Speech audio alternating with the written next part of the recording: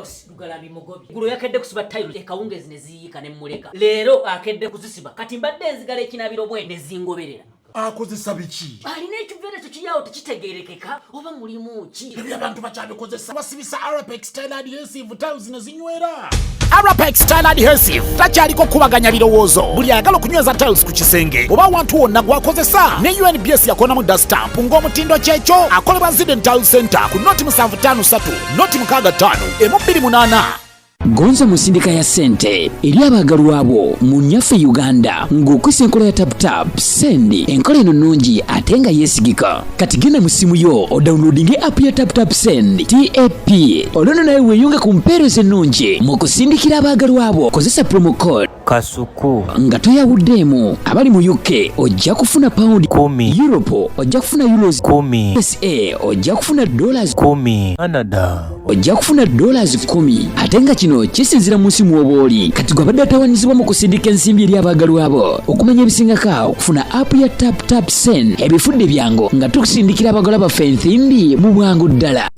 Shukra Herbal Solutions katwe faba kubuka mu kujjanjaba endwadde ez'enjawulo nga tukozesa eddagala ery'obutonde tukuwa eddagala erisembeza amagi gwatazaala tulina eddagala lya 3-in-1 muwoomya supu taiti n'akabugumu tulina eddagala lya kabootongo ne syphilis nga bino tubijjanjaba ne biwonera ddala tulina ka tube cleanser nga kano kayoza enseke tulina ka water syrup nga kano kasumulula taapu ate nga abakyala twabaleetedde ka taiti piuzi ezijjanjaba infections ez'enjawulo nga naawe omwami ayagala okulwa mu kisaawe twakukoledde ka jab ointment tulina slimming pills nga namwe abenyooma mu size tukuweera ddala eyo size gye weetaaga ate nga naawe omukyala ataweebwa twakukoledde kabuweebwa akakugulirawo emikisa tulina ne ka return oil akakomyawo omuntu wo kubira aba Shukra Herbal Solutions katwe ku nooti 751 84 43 14 beba Shukra Herbal Solutions katwe.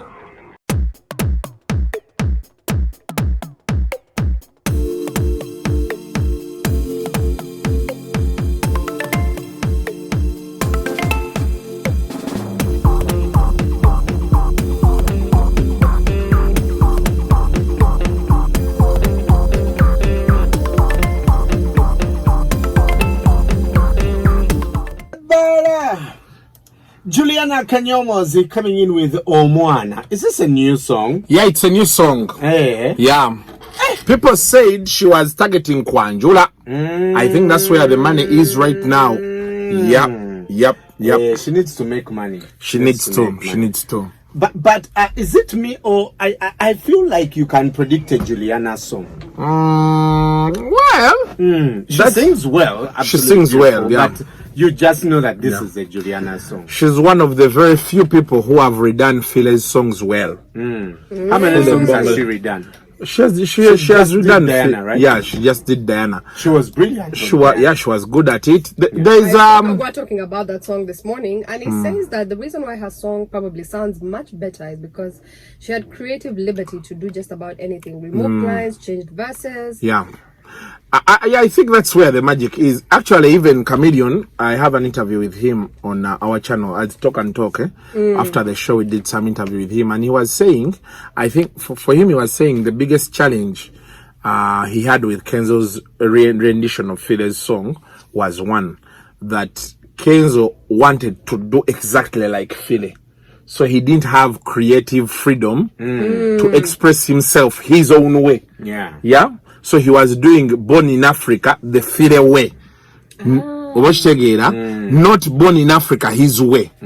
Yeah, his way would have been very good. Yeah, and I think for all the people that redid that Philly's songs, there's sometimes they redid Eddie Wamala's songs and what. Then there are those who have redone Philly's songs. I think those who have redone Philly's songs, Juliana, why we say Juliana did it best, because she did it her way. Yes, she put she used her style. She did everything different. She gave it her own touch. Yeah. So yeah, that's what's up. Otherwise, good morning, guys. Good morning. Congratulations. I hope Technocratic Kuku. Yeah. Was a banger. Thank you. Mr. Isaac Daniel. Brother, thank you. Daniel, who is that Daniel? Daniel. Malaika, my darling, I hope you're doing well. Please engage me, and we see what happens next. Yeah. Faiz, I expected like you were going to send me cupcakes. I congratulated you. You even aired me, like, really, cuckoo. Yeah, no, but like I thought, like you do cupcakes, you send me. You're like, baby, Coco have. Those are small things. That's definitely. So should I expect? Absolutely expected. Angabura. Onompayo mwezi. Njirabe free of charge. Katuogere ngatumaze show. Ngatumaze? Those are small things. Just to celebrate Yes. Technocratic. People think this is your first degree. It's my first degree. Yes. Why did you choose psychology? Now I've been around people for long, and I just want to understand human beings better. Why they do things they do. I think one of the biggest problems we are having today, our society is irrational. We don't seek to understand why are people doing things the way they are doing, but then also we keep repeating the same mistakes because n'abantu bafa basomyeko, they are not releasing research, they are not doing books to tell us, for example, someone murdered the other. Why? How long has it been coming? So other people who are in similar situations get to understand this has happened before. How do I avoid it? You get those things. That makes sense. Yeah. So we are doing the same things, and you will notice as a society in Africa, there are certain things we do the same. You find a Ugandan doing it, you find a Nigerian doing it, you know. But then also when you sit down to talk to, for example, Europeans, you know, those guys, the way they see things, what makes them superior to us? Yes, for us, we don't want to say, Omuzungu are better than us and all those things.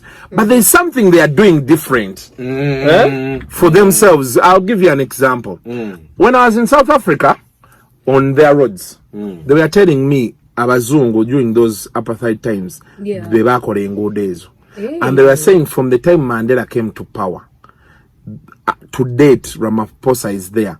They have literally not built a single new road. Literally, I'm not saying they have not, but almost. Even the black neighborhoods. Exactly. So everything they are doing, Omuzungu yachireka, meaning if the Muzungu was not there, finished. Another case study they'll give you is Zimbabwe. If you see how Zimbabwe, of course, Zimbabwe, China, Abazungu, webabeera, but it's very different from where majority Africans stay, you know. The same thing is happening here. There are certain things that were here long ago, we are still enjoying. We have failed to embrace technology, you know. We have failed to embrace change on so many levels. Our leaders give us how to live sleep service. Yeah, we should. Oriya tugamba bagenda tuwa internet in Kampala. It worked for 3 days. So how people think, how people do what they do pushed me to go back and study that. To go and do community psychology. Yes. But you see also the future is there. Yeah, like I always tell people, modern day problems, obebizibu by'abazungu byatutuukako wano. People are obese, abantu banywa enjaga, they are stressed, you know, all those things. And you'll need a psychologist.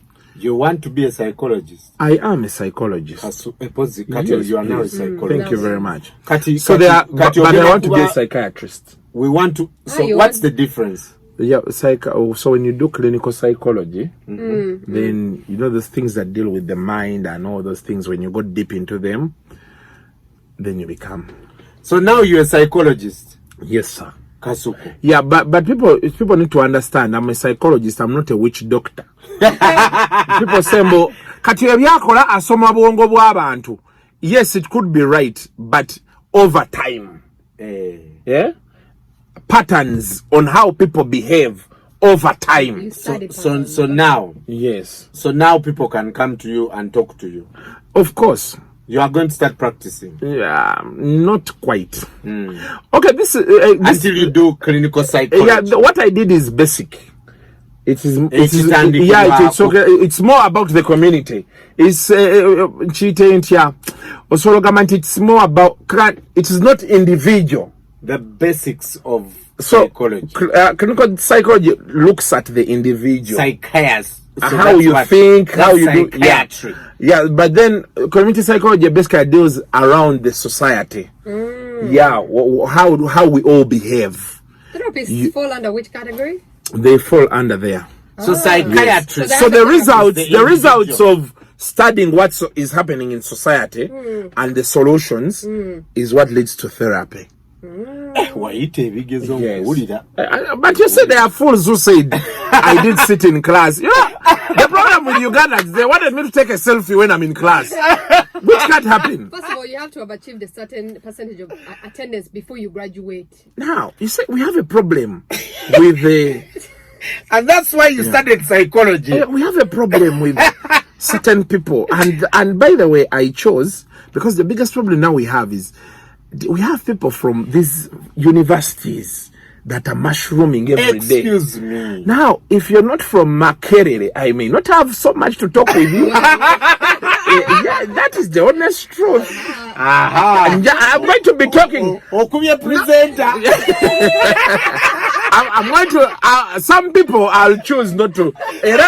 I'll be having an argument with some Moses. Senior for no, I won't talk. Then of course you say, Kasuku, you have a degree in what? That's from the first where? In what? From where? So you can't tell me, Kisma will have a degree in fine art. Oh, we are talking politics and you tell me I have a degree in fine art. But then I could listen to your degree in fine art. From where? Is the question, yes.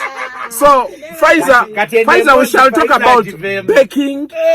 You know, we are going to be engaging on all fronts, baking, cakes, and you know those things.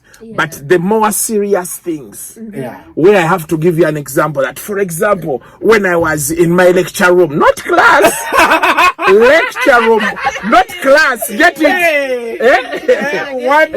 And of course you add the Kadialaka word at the Great Makerere University. So, of course, I don't want to confuse you. Yes.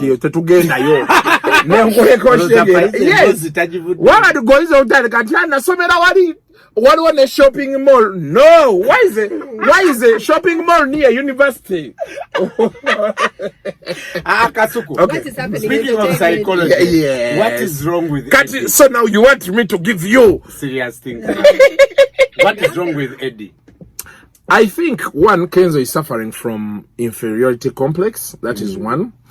You know, there's something that's happening. I've been trying to explain to the guys at Spark TV. There is something that is happening. The time when Shiba and Spice were at Loggerheads, I hosted some guy. It's called Ronnie Mark. He told me that Spice Diana's problem from his analysis was that she felt she has done everything, but she's not being appreciated the same way Shiba is done. What? Appreciated. Yeah, she's not in this. When people are talking, they don't put her in the same sentence. Yeah, so she feels she's working so harder than Shiba, but we are not reciprocating. We're not working harder than Shiba. From what the other guy was telling me, he was saying, Ronnie Mark, that Spice feels from his own analysis that she has given it her best shot. Okay. But she's still not yet there. And that is happening everywhere in the music industry. We have seen... I think that happens everywhere. But now in the music industry, Botunu yade gravity olibo yali ayomba, yali alaga nti ye yakubye cricket over ali better than Chameleon, Bebe Cool and all those people. Nagaba ne numbers. Nti Kenzo ye number 1 mu Uganda, number 2 Lutaro, Shiba, you know all those things. What does that teach you? These people feel they are doing so much. At a time when these people energy they feel like they should be ahead of them. What they forget is that these people have worked 20 plus years to get where they are. So even if you had 1 million hit songs in just 5 years, the legacy, the time they've been there, the experience they have, it may not be as easy for you to jump that what? Just take queue. over, yeah. So there is that struggle. People feel I am number one, I'm the best ever, I'm doing this, and they are not appreciated enough. From when you look at Kenzo when he went to the Grammys, at some point he ranted, actually Katsi Yamuchaza NBS, and he was saying nobody is caring, even the government has not reached out to me. Where the talking points were about Shiba and Spice at the time. So I think he felt like the Grammy is so big. It's so big. He should be on everyone's lips, and everybody was not caring what was doing what was going on. Then he comes back. Okay, he releases Born in Africa. So maybe he thought that when I release Born in Africa, coupled with the Grammy nomination and what, people could feel me, appreciate me, which he didn't get. Of course, people put him on the sword. They were saying, you didn't do the song well. I know, you know. So when he came back at the press conference, I think it was out of anger. Yeah, because in actual sense, deep down, he knows that Philly is a great artist. He knows that Philly is a great artist. He's and by the way, I'll shock you. Over the years, it is something that I realized eventually. Over the years I've been in the music business, people have talked about great musicians in this country, but Philly's name never surfaces. Every time they ask them about Philly, Baba Gamanti, Philly Muleke, Animoligi. So even when the discussions come, you've had Basude, Kafero, Eri Wamala, Sebata, the debate has been there. But somehow, Philly's name never appears. Never appears. And when you ask someone about Philly, they tell you, Philly Muleke, Aina Wadi, Wawe, you know? Because there's something people, and I just realized it, and when Kenzo said what he said, that's when it came back to my mind. I was like, okay, I've asked like how many people, and they all tell you that nobody talks about Philly. People don't, they don't talk about Philly totally. They choose not to talk about him because they feel there is somewhere he is. Do you think Philly's music gained much more prominence when he declared his HIV status? Well, that is also possible, but then surprisingly, Brian, Philly is he's not known so much for his HIV status or the AIDS. Sure? Yes, Philly is known a lot for his Christmas music. That every single December, from the second, okay, let us say from first World AIDS Day, they play Alone and Frightened. Yeah? After that, until 31st December, they are playing Philly. There is no single Ugandan go to China.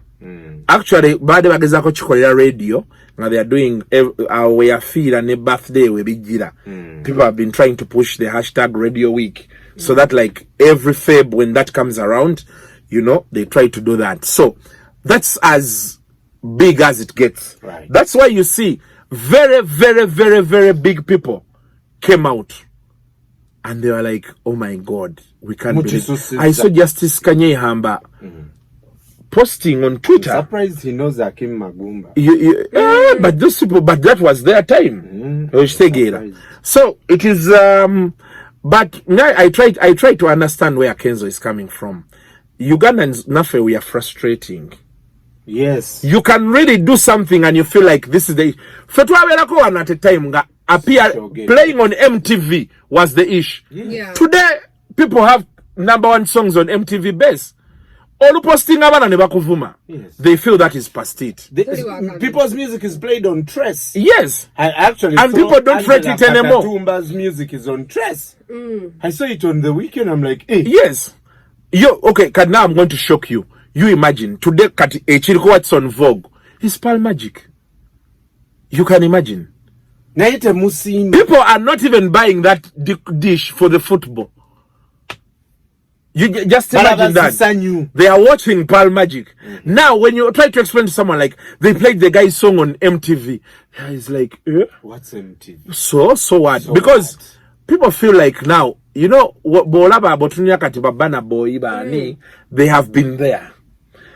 Now, when you come to tell them certain things, they feel like, well, yeah, but But Wizkid has done that before. You get what I'm saying? So for me, I understand where he's coming from. Abantu supporting. I don't know, Oba Wavu, Oba Nugu, we feel like, Pfizer calls it Poverty Olympics. Yeah. So I want to sympathize with Eddie Kenzo at some point. However, his biggest blunder was putting himself on the scale with Philly. It was really a very, very tall order. The fact that he was even redoing his song, you are Yagamembo, he's big. He's bigger than Orimba Teruna Jerugenda Moto Sayatoka da Nagame Nyimbaze, according to YouTube numbers, ziri bigger than Philly's songs. Man, I will understand if he did it out of anger, because sometimes the pressure is much. But you people, do you know Philly? No, it's absolutely. But you have not been around people who tell you Philly's story, even in real life. That one time he was playing Ubali Morihaso on Afrigo band, Ngabakuba. Na fulumo geno kunywa sigara. Badamo wulira Philly ngari Congo. Awo ne bavaawo. There's a time. Yes. Yafuluma rihaso. So katemuko. Yafuluma rihaso na agenda. There's some time bana abantu itibye batamanyi loga ide yaina. Era yali alina abo bafrigo na kera kumacha naddayo mu kyale waabwe Gomba. He was so erratic. Ne banoonya Philly n'ababula. Ate wali masimu. Kati babeera bali eyo. Babagamba waliyo omusajja ali mu chache Gomba. Ayimba atendesa abaana bayimba. Aba matovu nga bateeka mu ngatto. Bagenda otuuka Gomba. Baga yajja kubira mu Afrigo biki. Bagenda otuuka Gomba. Nga who are they talking about? Philly Bongole Lutaaya. That is how bloody that guy was. This is what I've been saying, that we don't have a similar, especially the generation that, the YouTube generation, we don't have a similar appreciation for his music that we have for Eddie Kenzo. So in this sort of arguments, you hear us saying, but you guys, the guy has brought a Grammy, which is a fact. Sorry, he has a Grammy nomination, and which is a fact. And we use which is a fact. And we use that to belittle Eddie Kenzo, but we forget that we simply don't have the same appreciation for Philly. And that means that each artist is big in their own generation, all right? But of course, comparing them again is comparing, oranges and apples. And Katinza Chendowoza, where most people, and actually Kati waliwe tugenda. Chengendo kubanga njogera. I'm going to be reading some of these messages after this show. Ngatuli wali wabwero. I think personally, Brian, Zendo was anybody who wants to talk about Kenzo and Philly Lutaaya, even just by comparison, you just keep quiet. On any given day, whether it's about YouTube views, because listen to me. They play Philly Bongole Lutaaya's music, like I've told you, from 1st December to 31st. So how many people listen to that music every single year? Let us go with Kampala alone. Nayenze ndowooza Kasuku yefa abatakitegedde. Omusajja sirowooza nti agamba nti asinga Philly. Kyeyabadde afokasingako yabadde ayogerera mu for lack of a better word, the unit of measure in his generation. And wotunulira ennyimba za Philly tezina streams ku YouTube. Eddie aina streams more. So I think naffe twakisusiza because also of the hate we have. No, not the hate. Njagala kukiri ekintu kyoliko kyobaddeko that regardless bannayuganda tetuli abannayuganda katulaba Joshua Cheptegei ayita waawo ne bamuleka. Yeah, that is Uganda. Obukopi tugende signing out. All right, Kasuku, sign out and get out of here. Well, 933 KFM. Sign out as a technocrat. As a technocrat. Yeah. Thank you for hosting me, guys. It's been a pleasure sitting around you guys, and I hope next time when we get a chance, I can come back here and we deliberate on some of the issues to see that we can have a better country for ourselves and our children. Thank you very much. Bye bye. For God and my country. Thank you very much. I say all this for God and my country. Of course, as a very highly educated man.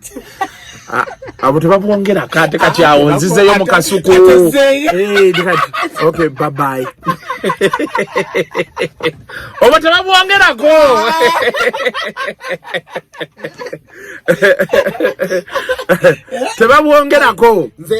Uganda, you know, like Joshua Cheptegei over the weekend, he won bronze.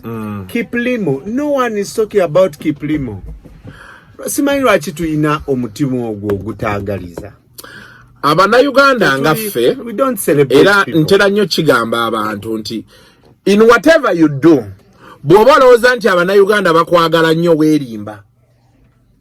Nze nkikubuulira kati nja kuwa example bw'oba oyagala omanya nti Abannayuganda bantu babi nnyo. Tunuulira Besigye. Equal measure. Abantu bawaana Besigye. We hate and love in equal measure.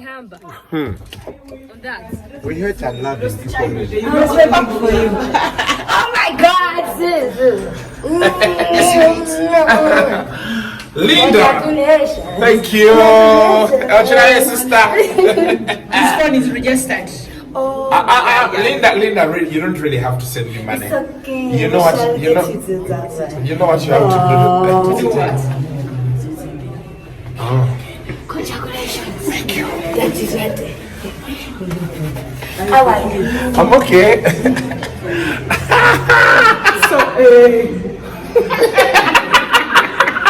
Sister. Hey, sir. Kujamuzina bizibu olabe mustaabe kumalire. Etukyaliyo. Kamale wano anti nina mu message bange bwe ngendo soma wano waliwo abeesiriwazizza benjagala osooka okuwa then tulyoke tuwunzike tugende mu meeting. So this is what I had to say. Tubadde twogera wali ne Brian ng'abantu bannyonnyola nti Abannayuganda balina embeera y'obutasiima era bw'obeera nga oli eyo mu bantu b'olina okwesibako Abannayuganda baveeko. Nze Abannayuganda mbamanyi bwe bampaana bwe bankuba kyakivola bakasito nnyingira nga nange enkuddiza siriiko ebyo mate simanya Kasuku abantu be bakuwagira wakali abantu bw'onnyingira nga nkuyingira okugyako nga sirina kyenkufuna waliwo abantu abamu ajja n'ayogera ebintu n'ayogera naye nga olaba she or he is just opening their mouth tolina nnyo okitegeera naye I think with Eddie Kenzo the challenge was like Chameleon said mu show gye twakoze I think he feels he's not appreciated enough, he's not loved enough, and so yeah, that's where the problem comes from. However, for him we shall seek to understand, because well, he may have his frustrations, but he has done something. I've seen Ninsenre post. I particularly want to center my discussion on Ninsenre. Ninsenre nalabye wa postings. I want to just break down for you what Ninsenre posted. I don't understand how that boy's head works. Yavuddeyo na yavaayo wali n'agamba nti simaya mwavu nnyo simaya biki ate y'omu ne yeetonda oba okitegeera kati y'omu eyavuddeyo ng'akompeyalinga Philly. I just want to just in 5 minutes I want to give you what Ninsenre posted. So Ninsenre had this to say, and I just want to reply him from here. Okay, kansokere wa Mackenzie, and I think Mackenzie wrapped up the whole situation well. When Philly wanted to announce that he was HIV positive at Sheraton, the health minister at the time stopped him. He had to get permission from the president, Kende Zako. This moment inspired the Kampala concert, and his awareness songs were used globally to spread the word. Many forget that. Philly was not a local Ugandan musician. He was a Swedish resident from Uganda that loved his home country and identified fully as one, but he was a global icon more than a Ugandan. Case in point, born in Africa, who was singing to and from where? Respect the story there. Nagena Maso. His Christmas music has since the 80s been played in most homes every year since the release. Remixed to hymns and more. Fide was Uganda's Fela Kuti, in my opinion. His music advanced the Ugandan sound. There was no song he released that was not an elevation from the other. Kadinaja, Eddie Kenzo should be allowed to say what he wants. Echonange nzikiriziganya nacho. Tumukiriza ayogere opinion ye. But to make statements using his YouTube likes demeans everything Fide is to Ugandan music. And that is the truth. If he was alive, it could be slightly different, but the man is resting. Who else not his fans to defend him? Echo nechidawari. Nti problem eliwo eranzo buzibu nafunye we nalabye mu byonna. Nti already umuluyimba nale mwaddamu ate mwe muteseza. Obakitegeera. If the comparison was me I'm bigger than feeling atoze mu luyimba lwe well and good. Naye mu luyimba lwe mwaddamu era mwe mukolaki mwe muteseza. Kati waliwo ono ye ninsenro yannemye. Fans of the legendary Philly Lutaaya, why always using your nostalgic feelings to make judgments? That same nostalgia je bakozesa ne ku radio nga temwagala muntu yenna kubaako kyayogera paka kati sendi be yavaayo baga nti si legend. Nostalgia wammwe gwe mwakozesa to justify. The arguments were there, but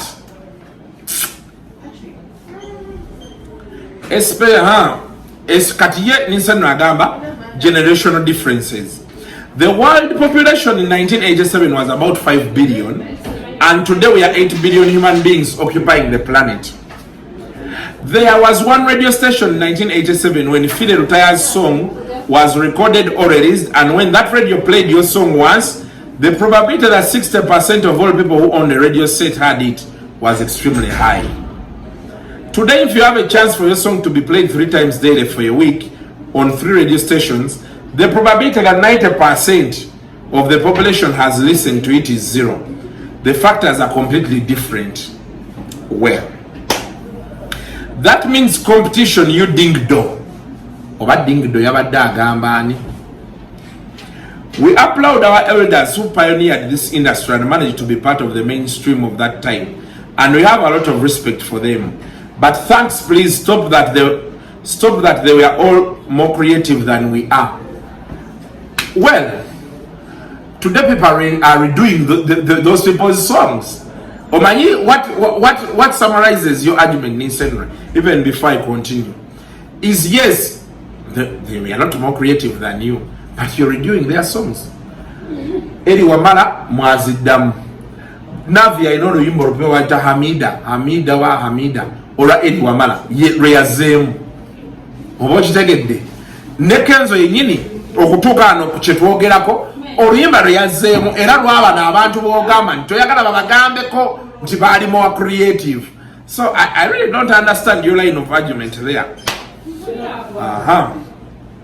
If Philly Lutaaya existed during my current time, could he be able to make more music than 20% of the music that I have made in the mainstream? Nagamba, no. Well, he's not here. Philly Lutaaya died 30 years ago, but he has bigger and better music than you. So I don't understand what you're trying to say. On any given day, Philly bamuteke wali nawe bajjaye nyimba your best 5 songs nezize minzani ekabe. Could he make more hits than Jose Chameleone ne Mose Radio? No. Well, he almost has the same hit songs as them. He almost has the same hit songs as them. Simply because in terms of creativity he couldn't compete. Oh my God. Chameleone Jackie kamalirize wano. So Niseno, you're saying Philly Lutaaya in terms of creativity wouldn't compete with you ojoze Chameleon omoze radio ne Chameleon nyini yakyogedde video bodayo n'ogiraba yagambye yakuba oluyimba lwa Christmas ne lugaana zafire zezikyatambula over 4 then insanely. He was not more creative than we. Yes, but he earns a pioneer's respect. You know, Philly is not a pioneer. He did not start the music industry. Stop it. He's not a pioneer, but he's a legend. That is different from saying that he was more talented than we are today, because no. Well, you people are still redoing his songs, the ones that were more talented. I don't understand why you don't redo your songs and you're redoing his songs. Maybe you want to tell me that making a song that crosses 2 borders today is easier than it was in 1987. Clearly it is. Clearly it is, my brother. Okuba oluyimba lumu n'oluteeka ku YouTube ne luyingire Kenya. File bayina ng'ofulumya ennyimba ne baziteeka naye olaba interview ya Kamili gye yakoze after talk and talk show kweri ku YouTube yange bagiyita Kamili alabudde Kamili warns Kenzo on Philly Lutaaya bichi. He will tell you nti ennyimba baagulanga cassette ne bazikuba ne bazivuga okuva wano ne zigwe Kenya ne zive Tanzania kubigere mu motoka not gwatuddawo n'oteekayo ne lutambula. Please let us be informed. Listen, let us be informed. In fact, there is no single song that exhibits any reasonable level of creativity among all his songs. Well, there is no song that could give me. He was also privileged to have the best recording studios in Sweden that time, which even today we don't have here. Well, listen, Philly Lutaaya recorded his music in Sweden, not in Uganda. 2, Philly Lutaaya actually it was very hard traveling from Uganda to outside Uganda those days than it is today, just so you know. Ekyokulala, Nissan last year wagenda mu America n'obeerayo ko emyezi ng'esatu. Mukwano wagendako ku studio mmeka ez'akabije wakolera ennyimba gwe tubulireyo mubuulizi. You were there 6 months and or less mu America. Nenkulaba wagendako New York, Washington, wawawa abayimbi bano musiba mugenda America. Kiki ekibagaana okugenda mu studio ezo gwe zoogamba nti Philly yaliyo mwe temusobodde zifuna. Naye Nissan ngenda kukwasa shaka mayanja. Ngenda mukolako interview olunaku lwaleero yampadde time gendawo. Ngenda mukwasa ojja kutegeera bulungi gwe kati. Waayo omusajja yavaayo n'agamba simaya mwavu ate n'omala n'oli ebigambo byo nti wali ayagala tukooninga. Mbeera sitegeera. I think like we have submitted wali issue ya Philly.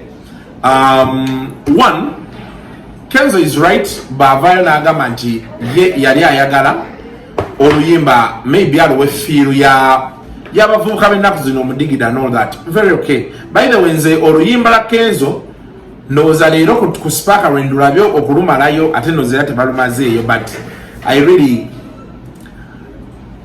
have no issues with it. Okitegeera because well I prefer the first song. Ne bebe yaluddamu. Born in Africa no Kenzo si asoso duddamu. Bebe kulu yaluddamu waliyo n'omuvubuka omulala gwe mmanyi yaluddamu. It's not the first. Kajawo envaawo. I think the problem we have with the Kenzo, and this you need to take in good faith with all your fans. You asked for permission, like you said, to redo that song. You can't be the same person comparing yourself to him. It was wrong. Like I've told you, people have had arguments about who is the greatest musician of all time and what. Philly's name never surfaces because abantu balina Philly we bamuteeka we bamulabira awatali wano wa bulijjo. So it was wrong of you. I don't know what the daughter thinks. Muwala wa Philly abeera wano wa wanonga mchigowawo nzijukira otwa mchaza akolo wano kutoka talk show zena yajja ne tumuvuga omuzaayo so bobova ku ndere boti kino ekidda wano beekyo ekisooka nojjaawo waliwo geeti y'amaanyi kalina we basulaawo munda naye bagamba tebatera kubeeramu wano mu Kampala. But when you make time, reach out to them obalage nti context mwe kyajjidde simu wabadde oyagala okireetera. The truth is wabaddewo mistake. Of course there are people your generation that need to know Philly, which is very right, but kali kaminzaani kewagezezzaako okweteekako ng'olaga kati olunaku lwaleero for example if you wake up ng'ololuyimba leero kuzizzaayo mu Grammy sinakindi n'owangula bwokera ku makya n'ofuna ddiiru ya oba tourism oba UN habitat byani abakola ku bya wildlife biki tutunda African Union nekuwa ddiiru ng'ogamba nti oluyimba terulina nkwagambe nti watuuka oluyimba terulina kye lugenda kwongerako ate ezo sente onozikwata zonna ddiiru gy'onoofunye n'oziwa famire ya Philly oba okitegeera kyeggamba. So the other things you submitted were right, how you wanted the song to have a crossover appeal and you know all those things. I think the biggest challenge we have with the weewo made sagala soma message ya Audrey Nsubuga kubaba naye Audrey Nsubuga yabadde mukambwe kyemba mumanya yabadde mukambwe naye well checho. I hope an apology will come. That is one. Two, ngabe twayogedde nga Kamili be yagambye essira liteeke kuba kwagala, and that's a message to everybody out there. Put a lot of emphasis on people who love you. Over time nzize nkiraba nenkitegeera olusi tumala obudde bungi ku bantu abatatwagala ne tumala obudde nga twagala okukakasa abantu abatatuliiko oba okitegeera naye bano abantu otuuka mwagala okukakasa abantu n'ogwa mu mabanja agatali gago n'ofuna ebizibu ebitandibadde bibyo naye ng'abantu boogezako kakasa azeeyeeka n'alya n'anywa naye bakatalina bbanja gw'olisigaddemu oba okitegeera kati olunaku olwaliro waliwo bajja okugamba mbu tokability simanyi yafunye views tekijjaawo kiri eri abayimbi bonna fe aboogezi tugenda kubeerawo era netugenda vaawo weetuli tuboogerera ne batwogerera world over, but it's a bit tough here in Uganda. We are going to be here tugenda kwogera mugenda twogerako. Your focus should be on those who love you. Ekyokulala naddala abayimbi, think a lot about what you're going to say. Kyetaagisa, think a lot about what you're going to say. Otherwise, well, ebintu si byangu. But I wish you all the best, guys. It's I think this week, no, next week, Feb ends. Mwebale kumpagira tobuka bulango mbeleke kinunga mukiraba solo kubeera nga kigguka. Ngenda kulekera clip eno exactly what Kenzo said. Bwe yabadde togirabye ngemu kitunuyo gyetegereze. Then until next time, I'll be coming around. Bye-bye. This is what I can say about that song. Okay? Kyenyiza okwogera ku luyimba olwo kiri kimu.